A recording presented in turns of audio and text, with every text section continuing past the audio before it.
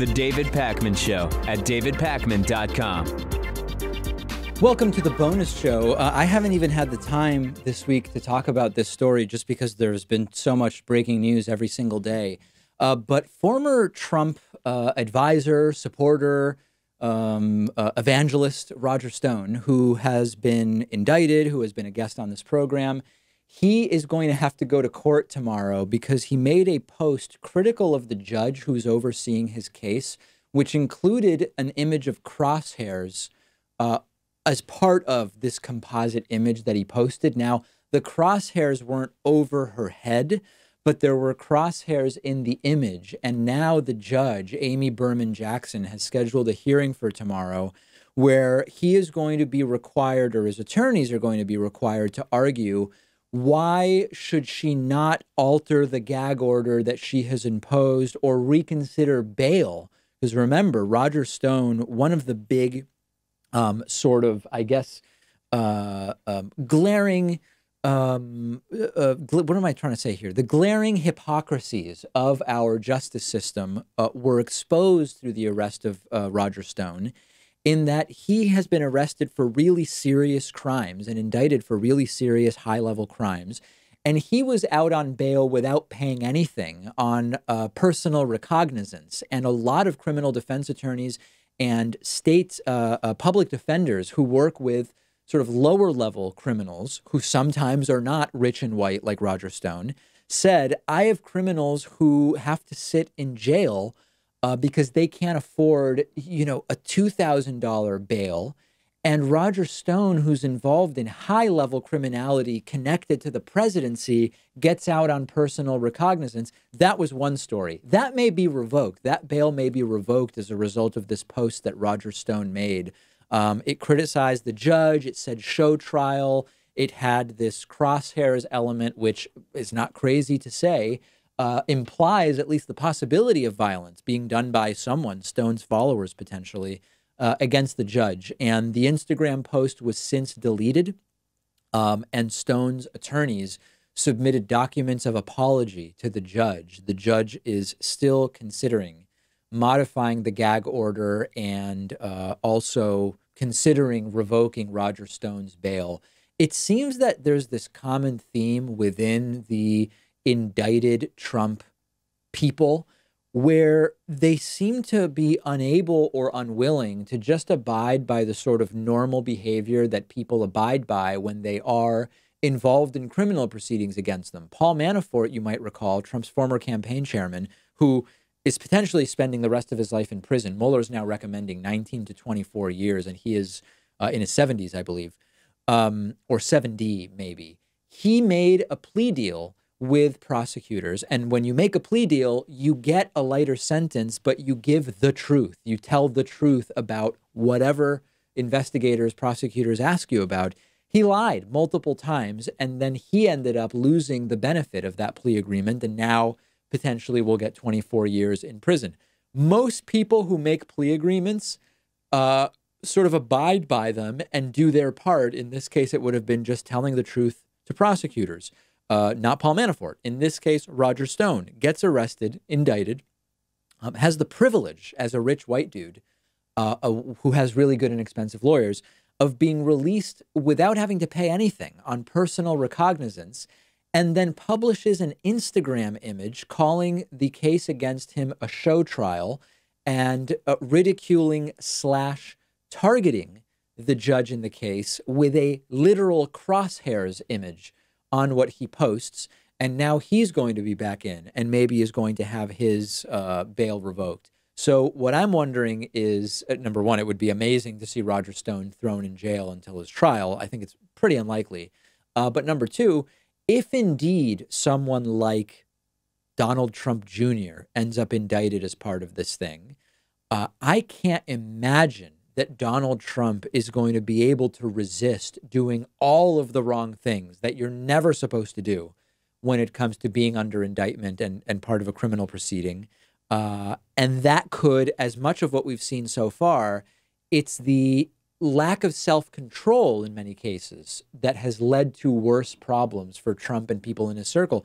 Trump unable to control his tweeting about Trump Russia has caused a lot of the problems that now he has to deal with. Trump being unable to just let the investigation happen and choosing to fire James Comey has caused a lot of the problems that he is now dealing with. And I have to assume that with Stone, he can still say, I don't know, this guy didn't work for me, whatever. If it's Donald Trump Jr., it's going to be tougher to do, and I think he's going to be on tilt. Let's talk about a new study which suggests that the more push-ups a man is able to complete, the lower his cardiovascular risk. The fewer push-ups a man is able to complete, the greater his cardiovascular risk. And this is potentially a new risk assessment technique that can, it's very cheap, and it can quickly give someone a general idea of sort of where they are in terms of cardiovascular risk. A lot of the current methods for doing this are those stress tests. You sometimes see them in TV shows and movies where someone is hooked up to, they're on a treadmill and they have a breathing device that measures, I think, oxygen concentration, or I'm not exactly sure what, but you know what I'm talking about. It's costly. It takes a bunch of time. Looking at the number of push-ups that a man can do, which accounts for strength relative to weight, because the reason this is men is that with male sort of body makeup, the ratio of muscle to weight dictates that healthy men should be able to do a bunch of push-ups. I don't know exactly what the number would be to sort of be out of the woods on some minimal level of risk. But what the study that has been published says is that men who can do more than 40 push-ups have lower cardiovascular risk than those who can do fewer and fewer and fewer with a higher and higher and higher cardiovascular risk. So this is very interesting. I can't do 40 push-ups in a row with no break. I'm trying to think, how many push-ups can I do? I think I can do 30. So maybe that means I'm at higher cardiovascular health risk. I don't know, but I guess I should just work up to 40. My guess is if I focused on that, if one day I do 30 push-ups and the next day I do 31, then I take a day off, and the next day I do 32, I feel like it might be reasonable to think that I could be up to 40 push-ups in like a month or something like that. But it's a very interesting development because we often put so much emphasis on the most advanced or nuanced possible test. And the idea here is that this is a general test, which is extraordinarily cheap, very quick to do, that could much more easily provide maybe the needed motivation or inspiration for someone to say, you know, I could only do 8 push-ups. That seems to be connected with escalated cardiovascular risk. I've got to start doing something else. Now, here's the risk with a study like this. In general, being able to do push-ups as like a general indicator probably correlates with general health relatively cleanly. But imagine that someone interprets this as a causal relationship. If you can do 40 push-ups, you are at low cardiovascular risk. You could imagine someone who lives a sedentary lifestyle, eats a terrible diet, sits all day, right? Like has all these different markers for cardiovascular health risk, but spends the next 6 months merely doing push-ups. They could in 6 months be able to do the 40 push-ups and might assume that they are now really healthy. But if they continue to live the sedentary lifestyle, if they continue to eat the bad diet, if they continue to sit for too long every day, just doing the push-ups alone isn't going to cause you to be more healthy necessarily. And I think that that's sort of the causation correlation risk that sometimes exists with studies like this. Some of you know that I have family connections to Spain. My stepmom is from northwestern Spain, the region called Galicia. And Spain has been undergoing a number of different political controversies over the last several years. There is, number one, the separatist movement that wants to separate or wants to look at creating a separate nation from Catalonia. Or of Catalonia, to separate it from Spain. Spain has also dealt with significant economic issues over the last many years. But one of the sort of silver linings of what's been going on in Spain is that up until recently, they hadn't been dealing too much with the far right populism, which is often mixed in with nationalism. And a lot of other parts of Europe have been dealing with that. We've talked about it in the UK. We've talked about it in Germany. We've talked about it in France. We've talked about it in Hungary, I think Belgium. I know I'm missing some others, but this has been an issue in many European countries. It hadn't in Spain until now. The Vox party, which is a far-right party, about 6 weeks ago, won 12 seats in the regional parliament of the region called Andalusia, which is in southern Spain. Beautiful from what I understand, although I've never been.